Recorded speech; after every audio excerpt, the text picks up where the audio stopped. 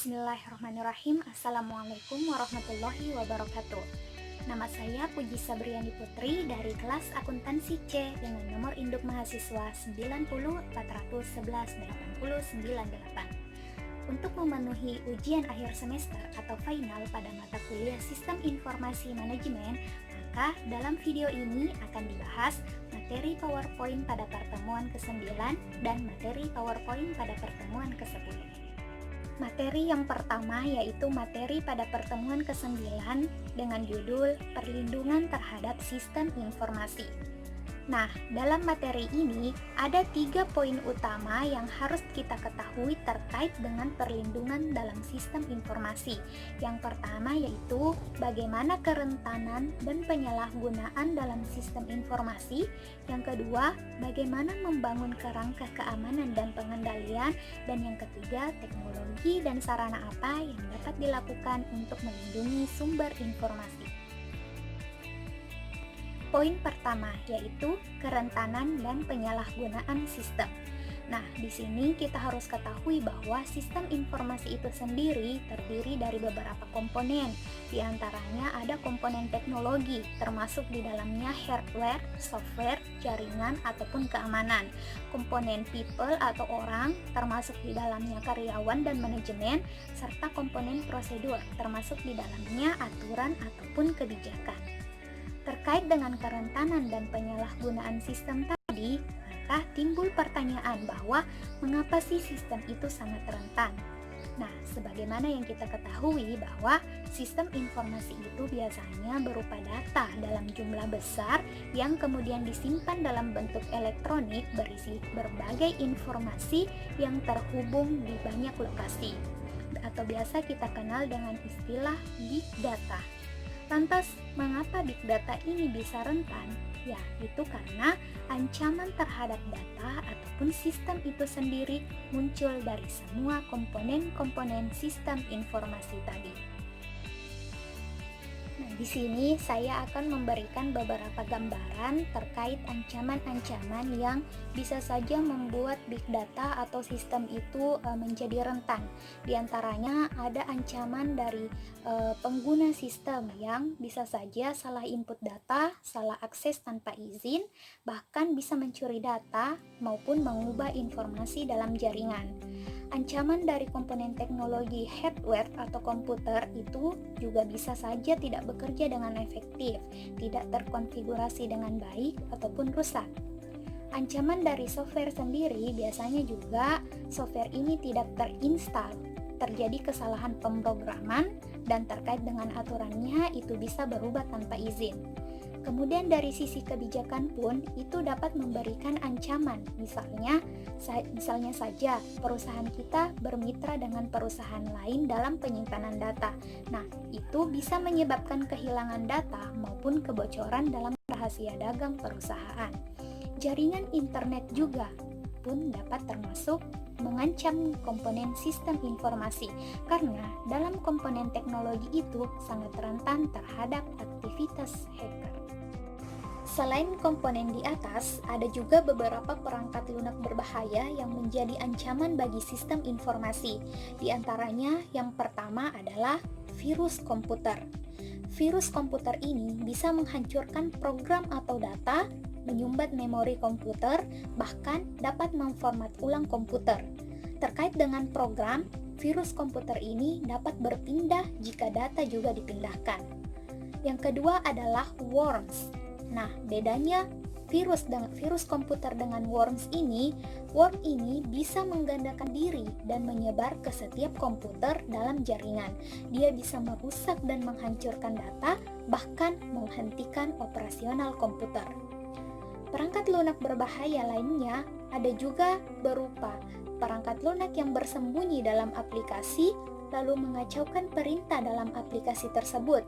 Nah, perangkat lunak itu disebut dengan Trojan Horse, yaitu jalan bagi virus ataupun kode-kode bahaya lainnya untuk masuk ke komputer. Ada juga spyware.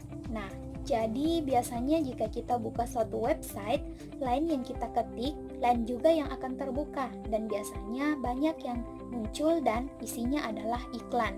Nah, itulah yang disebut dengan spyware, program kecil yang mampu menginstal diri sendiri pada komputer. Selain perangkat lunak berbahaya tadi, ancaman dalam sistem informasi juga berasal dari peretas dan kejahatan melalui media komputer. Di antaranya, yang pertama ada yang dinamakan dengan hackers atau peretas. Hackers ini merupakan orang yang mengakses sistem tanpa izin. Tujuannya pun berbeda-beda. Ada yang sekedar ingin mengetes tingkat keamanan suatu sistem, ada pula yang memang ingin mencari keuntungan. Kejahatan komputer yang kedua yaitu spoofing. Ini dilakukan dengan memperhatikan atau mengarahkan tautan web ke alamat lain yang berbeda agar tidak mudah dilacak. Ada juga sniffer, berupa program penyadapan untuk memantau informasi dalam sebuah jaringan. Ada juga pencurian identitas. Nah, ini yang sering kali terjadi. Biasanya, pencuri identitas pribadi seseorang baik berupa KTP, ATM, kartu kredit, dan sebagainya melalui media komputer.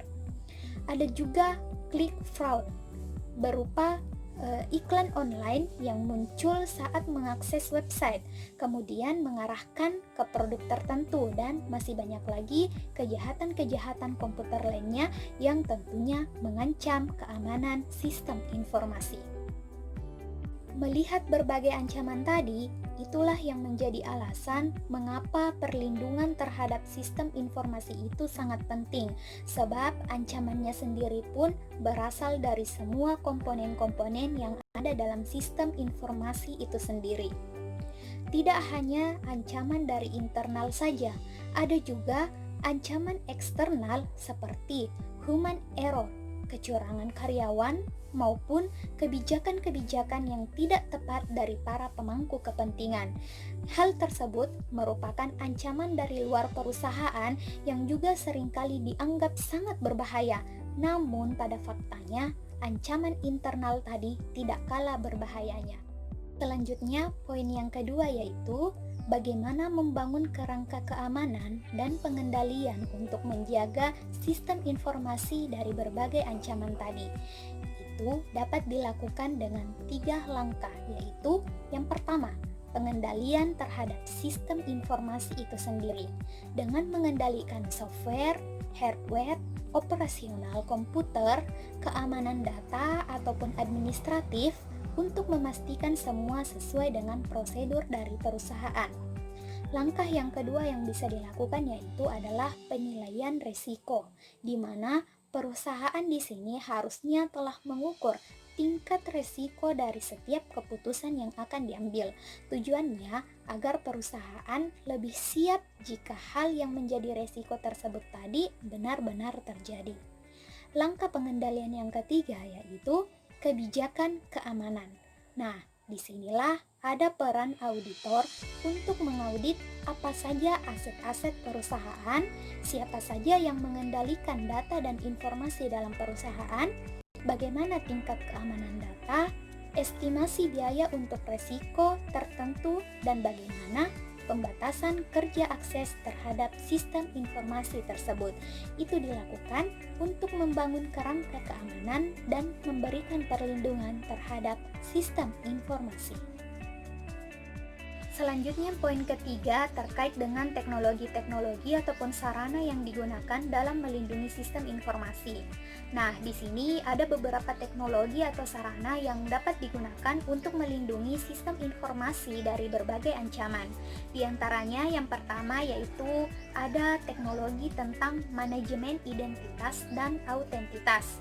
Manajemen identitas dan autentitas di sini itu diterapkan dalam penggunaan kata sandi, kartu pintar, sidik jari, sidik wajah, ataupun sidik suara sebagai network security terhadap data yang kita miliki. Sarana yang kedua dapat menggunakan firewall. Nah, jadi sebelum mengizinkan pengguna mengakses sistem, firewall ini akan mengidentifikasi nama, alamat, IP ataupun ID ataupun karakteristik-karakteristik lainnya untuk mencegah pengguna yang tidak berwenang dalam mengakses jaringan. Sarana selanjutnya yang bisa digunakan adalah sarana sistem deteksi gangguan. Sistem deteksi gangguan ini bisa berupa alat pemonitor yang ditempatkan pada tempat-tempat atau titik-titik yang rentan terjadi penyusupan. Sarana selanjutnya yaitu enkripsi. Nah, ini contohnya pada Google, di mana proses transformasi teks dan data menjadi terkunci ataupun tersandi, sehingga tidak dapat dibaca selain dari pihak yang ditentukan. Biasanya, jika akses web tertulis HTTPS, artinya website itu telah terenkripsi. Sarana selanjutnya yaitu belakangan ini juga muncul isu keamanan tentang cloud computing, di mana penyedia jasa dapat menyimpan data, apakah enkripsi atau tidak, bagaimana perlindungan jika ada bencana, bagaimana pemulihan data, apakah ada sertifikasi keamanan dan audit eksternal, dan semua informasi tersebut harus diperjelas dalam kontrak sebagai sarana perlindungan dan keamanan bagi sumber informasi. Sehingga di sini terbukti bahwa teknologi benar-benar menjadi dua mata pisau yang berbeda karena bisa menjadi ancaman sekaligus pendukung terhadap perlindungan sistem informasi. Materi yang kedua pada pertemuan ke-10 yaitu aplikasi perusahaan untuk mencapai keunggulan operasional dan kedekatan pelanggan. Di sini juga ada beberapa poin yang menjadi bahasan utama dalam materi ini, yaitu yang pertama, sistem perusahaan, yang kedua, sistem manajemen pasokan atau biasa disingkat dengan SCM, dan yang ketiga, sistem manajemen hubungan pelanggan atau biasa disingkat dengan CRM. Poin pertama yaitu sistem perusahaan. Tujuan dari poin ini sebenarnya untuk mengetahui bagaimana sistem dalam sebuah perusahaan dapat bekerja. Nah, jadi misalkan setiap divisi dalam perusahaan masing-masing mempunyai tanggung jawab terhadap data-data yang berbeda. Misalnya dari divisi keuangan dan akuntansi, tanggung jawabnya itu terhadap persediaan kas, piutang, kredit, pendapatan ataupun pelanggan dan sebagainya. Ada juga dari divisi penjualan dan pemasaran, misalnya bertanggung jawab terhadap pesanan, peramalan penjualan, perubahan harga dan sebagainya. Untuk divisi sumber daya manusia, divisi ini bertanggung jawab terhadap data karyawan, baik itu jumlah karyawan, gaji karyawan dan sebagainya. Ada pula divisi manufaktur dan produksi. Divisi ini bertanggung jawab terhadap bahan material, kapasitas produksi, jadwal produksi dan sebagainya, di mana data-data dari semua divisi perusahaan tersebut kemudian akan terintegrasi ke dalam sebuah sistem disebut database.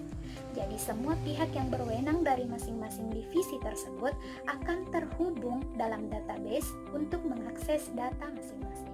Jika perusahaan misalnya memiliki lebih dari 10 divisi atau memiliki lebih dari 10 cabang, bagaimana perusahaan nantinya bisa mendukung semua aktivitas dari divisi ataupun cabang tersebut tanpa adanya suatu sistem yang terintegrasi di dalamnya? Misalnya saja, gambaran dari segi proses bisnis terkait dengan keakuratan data. Siapa yang akan berlari dari satu divisi ke divisi lain untuk memastikan bahwa semua data pada semua divisi telah sesuai? Dari segi aliran informasi pun, bagaimana divisi manufaktur bisa mengecek persediaan atau bagaimana konsumen dapat mengetahui status dari pesanan mereka tanpa adanya suatu sistem? Kemudian, dari segi keputusan manajemen, juga bagaimana manajemen dapat membuat keputusan yang cepat dan tepat. Dari segi konsumen, bagaimana nanti perusahaan bisa memastikan bahwa produk apa yang diminati oleh konsumen dan kapan mereka membutuhkannya.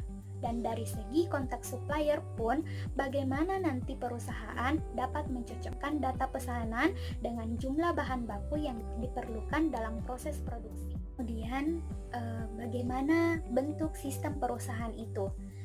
Biasanya, Sistem perusahaan itu dapat berupa aplikasi atau software yang digunakan perusahaan dalam menunjang keunggulan operasional perusahaan. Misalnya berupa Database Management System atau DBMS, ini mengelola database perusahaan. Ada juga Enterprise Resource Planning atau ERP, digunakan untuk mengintegrasikan informasi dari proses yang berbeda. Ada juga Customer Relationship Management atau diistilahkan dengan CRM, ini mengelola hubungan dengan konsumen. Ada juga aplikasi tentang Supply Chain Management atau SCM. Ini digunakan untuk mengelola hubungan dengan supplier, dan masih banyak aplikasi ataupun software-software lain yang dapat digunakan oleh perusahaan. Untuk menjawab pertanyaan, yang manakah aplikasi yang dibutuhkan perusahaan dan bagaimana menentukan aplikasi yang tepat itu semua kembali tergantung pada proses bisnis perusahaan dan kembali lagi dikondisikan sesuai dengan kebutuhan perusahaan. Selanjutnya, masuk kepada poin kedua, yaitu Sistem Manajemen Rantai Pasokan atau SCM. Jadi, rantai pasokan merupakan proses bisnis perusahaan melalui pengadaan bahan baku, pengelolaan bahan mentah menjadi barang setengah jadi dan barang jadi, serta pendistribusian barang kepada pelanggan. Aplikasi SCM ini membantu perusahaan dalam merencanakan rantai pasokannya dan mengelola serta menganalisis berapa banyak produk yang akan diproduksi untuk memenuhi kebutuhan konsumen, berapa banyak persediaan bahan mentah, barang setengah jadi dan barang jadi yang diperlukan, dan bagaimana proses distribusi produk tersebut hingga sampai ke tangan konsumen. Namun, yang menjadi hal penting untuk kita ketahui di sini adalah bahwa SCM itu bukan merupakan nama aplikasi dalam perusahaan, tetapi SCM itu sendiri merupakan istilah untuk semua aplikasi ataupun software yang membantu perusahaan dalam mengelola pasokan perusahaan.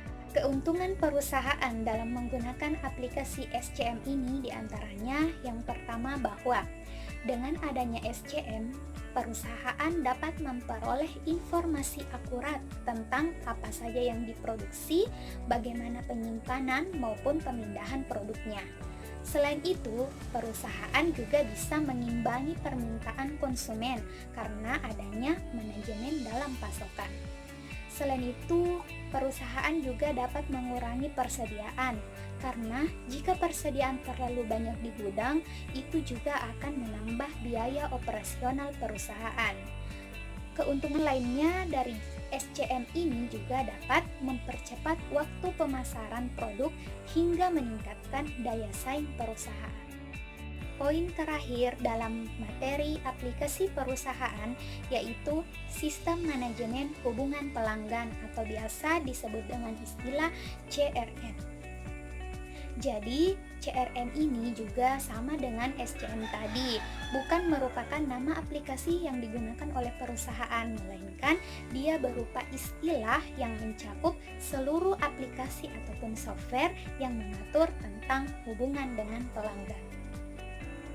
Aplikasi CRM ini membantu perusahaan untuk mengenal lebih baik lagi konsumen mereka dengan pengelolaan dan penganalisaan kepada siapa pelanggan yang paling loyal, produk apa yang mereka minati, berapa banyak uang yang mereka belanjakan dalam perusahaan, seberapa besarkah nilai konsumen tersebut bagi perusahaan, bagaimana menghubungi mereka, dan apa saja yang dapat dilakukan perusahaan untuk mempertahankan mereka sebagai konsumen. Jadi, perspektif dalam CRM ini itu berfokus pada feedback dan kenyamanan pelanggan atau konsumen agar bisa loyal pada perusahaan. Di antaranya dapat dilihat dari segi penjualan, di mana dengan adanya CRM ini, penjualan dapat dilakukan melalui telepon, melalui web, ataupun melalui gerai-gerai eceran yang ada. Kemudian dari segi layanan, CRM ini bisa menyediakan call center agar konsumen bisa menyampaikan pertanyaan atau keluhan-keluhan terkait dengan produk yang dibeli dalam perusahaan itu. CRM ini juga bisa membuka layanan sendiri melalui web, sehingga konsumen bisa bebas melihat serta memilih produk-produk yang diminati, mengorder serta melakukan pembayaran dengan sendiri.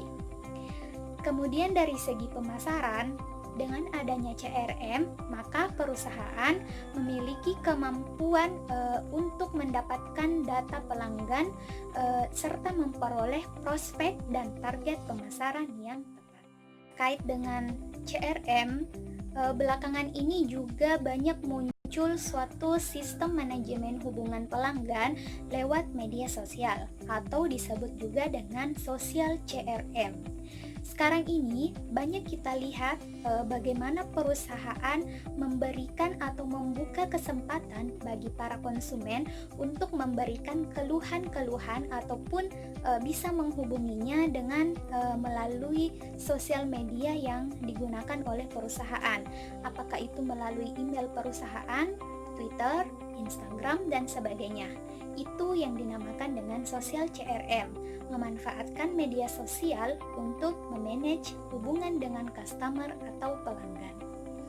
Jadi, inti dari materi kedua ini adalah bagaimana perusahaan itu dapat menggunakan aplikasi-aplikasi perusahaan yang ada untuk mendukung keunggulan operasional dan hubungan dengan konsumen agar perusahaan dapat mencapai keunggulan kompetitif, memiliki daya saing di era teknologi saat ini. Bagaimana perusahaan bisa mengambil keputusan dengan cepat dan tepat melalui pemanfaatan aplikasi-aplikasi perusahaan dengan baik. Cukup sekian penjelasan materi PowerPoint pada pertemuan 9 dan 10 dalam mata kuliah Sistem Informasi Manajemen yang dapat saya sampaikan. Lebih dan kurangnya mohon dimaafkan. Semoga ada manfaatnya.